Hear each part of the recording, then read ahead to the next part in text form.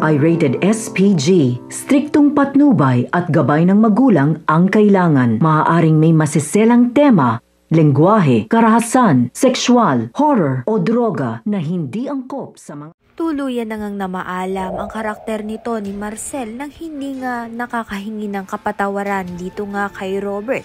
Kaya naman nga't bilang respeto ay dumalaw pa rin naman nga itong si Robert sa lamay nga ni Marcel.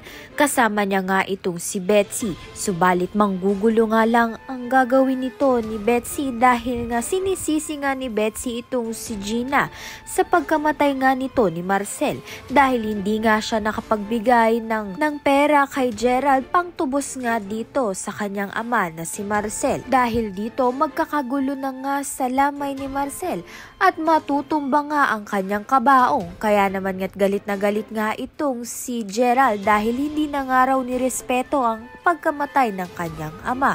Sa kabilang banda naman nga paano pa nga kaya makakabawi itong si Gina? Ngayon ngay nagtatampo nga itong si Gerald dahil iniisip nga ni Gerald na kaya nga namatay ang kanyang ama na si Marcel ay hindi nga siya binigyan nito ni Gina ng pera. Ngunit lingid nga sa kaalaman nito ni Gerald na si Betsy nga ang may kinalaman sa lahat dahil siya nga ang nagsumbong kay Robert na magbibigay ng pera itong si Gina kay Marcel. Kaya naman nga't yan at iba pa ang dapat nating pakaabangan. Maraming salamat sa iyong panonood.